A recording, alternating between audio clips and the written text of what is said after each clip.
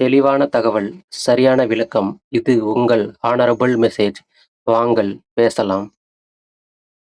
வணக்கம் நண்பர்களே. ஒரு தனி மனிதன அரசாங்கமோ இல்ல மற்றவர்களோ அநியாயமா ஒடுக்க நினைச்சா நம்மள பாதுகாக்கிற ஒரு பெரிய கவசம் இருக்கு. அதுதான் அடிப்படை உரிமைகள், அதாவது ஃபண்டமெண்டல் ரைட்ஸ். இந்திய அரசியலமைப்பு ஒவ்வொரு குடிமகனுக்கும் 6 தனித்துவமான, யாராலையும் பறிக்க முடியாத மகா சக்திகளை கொடுத்திருக்கு. விதிகள் 12 முதல் 35 வரை இத பத்தி தான் பேசுது. அது என்னென்னன்னு இந்த பதிவுல ரொம்ப ஈஸியா தெளிவா பார்க்க போறோம். இன்னைக்கு நாம என்னென்ன பார்க்க போறோம்னா, முதல்ல இந்த அடிப்படை உரிமைகள் எப்படி நமக்கு ஒரு கவசமா செயல்படுதுன்னு பார்ப்போம்.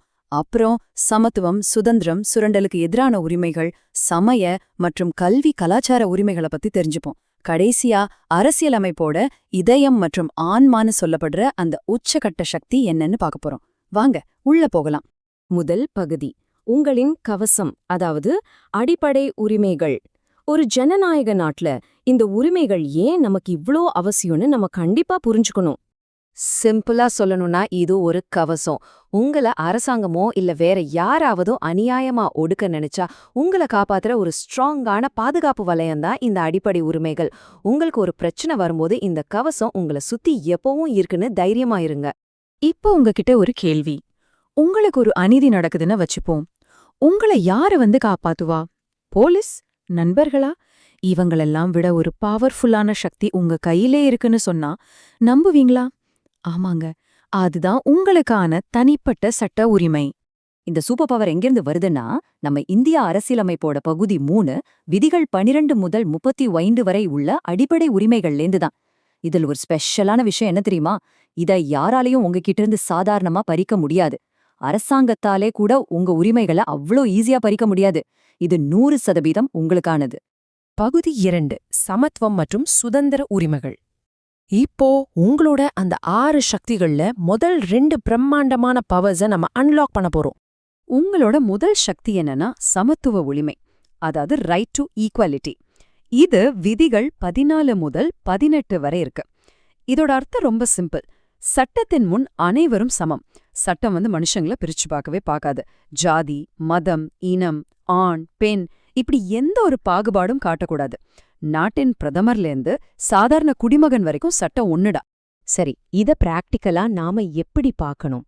பொது இடங்களான ஹோட்டல்கள், கடைகள், கிணறுகள் இது எல்லாத்தையும் எல்லாரும் பயன்படுத்த அனுமதிக்கணும். ஆனா எதை செய்யவே கூடாது? விதி 17 படி தீண்டாமையை கடைபிடிக்கிறதோ தொட்டா தீட்டுன்னு சொல்றதோ மிகப்பெரிய குற்றம். இது ஏதோ சாதாரண தப்பில்லைங்க, ஜெயில் தண்டனை கிடைக்கக்கூடிய ஒரு மிக கடுமையான குற்றம். அடுத்து உங்களோட இரண்டாவது மகாசக்தி சுதந்திர உரிமை, அதாவது ரைட் டு ஃப்ரீடம். விதிகள் 19 22 வரைக்கும் இத பத்தி தான் சொல்லுது. சுதந்திரம்னா வெறும் கையில விலங்கு இல்லாம இருக்கிறது மட்டும் கிடையாது. இந்த உரிமைக்குள்ள நிறைய விஷயங்கள் அடங்கியிருக்கு. அது என்னென்ன சுதந்திரன்னு பாப்போமா? முதல்ல, நீங்க நினைப்பத சுதந்திரமா பேசவும் உங்க கருத்துக்களை தெரிவிக்கவும் உங்களுக்கு முழு உரிமை இருக்கு. 2வது, அமைதியான முறையில கூடுவதற்கும் சங்கங்கள் அமைப்பதற்கும் உரிமையுண்டு. 3வது, இந்தியாவுல எந்த பகுதிக்கும் தடையின்றி போகவும் அங்க குடியேறவும் உங்களுக்கு உரிமை இருக்கு. ஆமா, இது நம்ம நாடு, நமக்கான சுதந்திரம். ஆனா ஒரு நிமிஷம், சுதந்திரம் இருக்குன்னு எது வேணாலும் பண்ணலாமா? கண்டிப்பா கூடாது. நீங்க அரசாங்கத்தோட தவறுகளை கண்ணியமான முறையில விமர்சிக்கலாம், அது தப்பில்ல. ஆனா விதி 21 ரொம்ப ரொம்ப முக்கியமானது. அதாவது ஒரு நபரை சரியான சட்ட நடைமுறை இல்லாம இஷ்டத்துக்கு கைது செய்யவோ இல்ல அவரோட உயிர் வாழும் உரிமைய பறிக்கவோ எந்த அரசாங்கத்துக்கும், ஏன் காவல்துறைக்கு கூட அதிகாரம் இல்ல. இதுதான் உங்களுக்கான உண்மையான சுதந்திரம். பகுதி 3, சுரண்டலுக்கு எதிரான உரிமை மற்றும் சமய சுதந்திர உரிமைகள். நம்ம அரசியலமைப்பு எப்படி சமூகத்தில இருக்கிற எளிய மக்களையும் அவங்களோட நம்பிக்கைகளையும் பாதுகாக்குதுன்னு இப்ப பார்க்கலாம். உங்களோட 3வது சக்தி சுரண்டலுக்கு எதிரான உரிமை, அதாவது விதிகள் 23 மற்றும் 24. மனிதர்களை பொருள்களை போல விற்கிறதோ, அவங்கள அடிமைகளா நடத்துறதோ இல்ல குழந்தைங்கள வேலைக்கு விற்கிறதோ சட்டப்படி மிக கடுமையான குற்றம். மனித மாண்பை காப்பாற்றுற உரிமை இது. இந்த 14 அப்படிங்கிற நம்பர் உங்க மனசுல ரொம்ப ஆழமா பதியணும். ஏன்னா இது வெறும் நம்பர் கிடையாது, குழந்தை தொழிலாளர் முறைக்கு எதிரான ஒரு முக்கியமான சட்ட எல்லை. அது ஏன் 14? ஏன்னா குழந்தைகளை வேலைக்கு அனுப்பாம கட்டாய பள்ளிக்கு தான் அனுப்பணும். அவங்க கைகள்ல புத்தகம் தான் இருக்கணும். விதி 24 படி 14 வயதிற்குட்பட்ட குழந்தைகளை தொழிற்சாலைகளிலோ அல்லது பட்டாசாலைகள் மாதிரியான ஆபத்தான இடங்கள்லயோ வேலைக்கு அமர்த்தவே கூடாது. இதுக்கெல்லாம் மன்னிப்பே கிடையாது. அடுத்தது உங்களோட 4வது சக்தி, சமய சுதந்திர உரிமை. விதிகள் 25 முதல் 28 வரை. இந்தியா ஒரு மதச்சார்பற்ற நாடுங்கிறத இதுதான் உறுதிப்படுத்துது. நீங்க மனசார விரும்புற எந்த ஒரு மதத்தையும் பின்பற்றவும் அதை அமைதியான முறையில பரப்பவும் உங்களுக்கு முழு உரிமை உண்டு. உங்களுடைய தனிப்பட்ட நம்பிக்கையில யாரும் தலையிடவே முடியாது. ஆனா இந்த மத சுதந்திரம் கூடவே சில பொறுப்புகளும் இருக்கு. நாம மற்ற மதத்தினரின் உணர்வுகளுக்கும் கட்டாயம் மதிப்பளிக்கணும். எதை செய்யக்கூடாது? யாரையும் கட்டாயப்படுத்தியோ இல்ல ஆசை வார்த்தைகள் காட்டியோ மதம் மாத்தக்கூடாது. அது சட்டப்படி தப்பு. அவரவர நம்பிக்கை அவரவருக்கு, அவ்வளவுதான். பகுதி 4 கல்வி மற்றும் கலாச்சார உரிமை. இது சிறுபான்மை சமூகங்களுக்கு அரசியல் அமைப்பு கொடுத்திருக்கிற ஒரு பாதுகாப்பான போர்வைன்னு சொல்லலாம். உங்களோட 5வது சக்தி, கல்வி மற்றும் கலாச்சார உரிமை. விதிகள் 29 மற்றும் 30.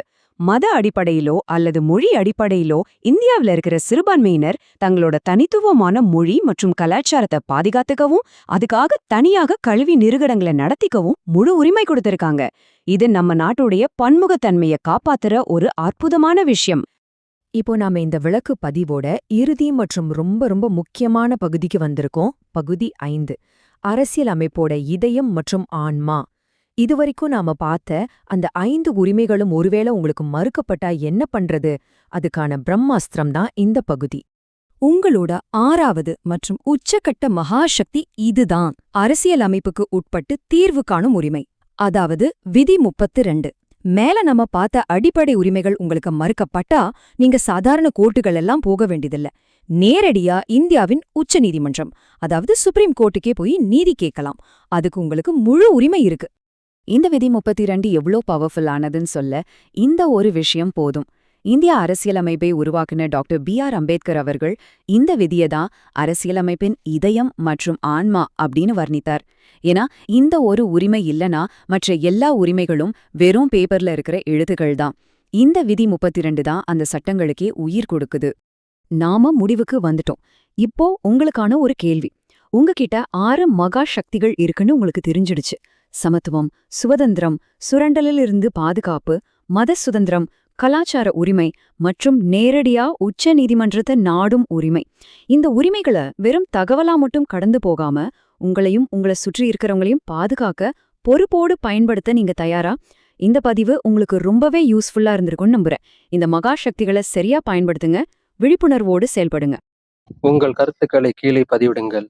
மீண்டும் சந்திக்கலாம்.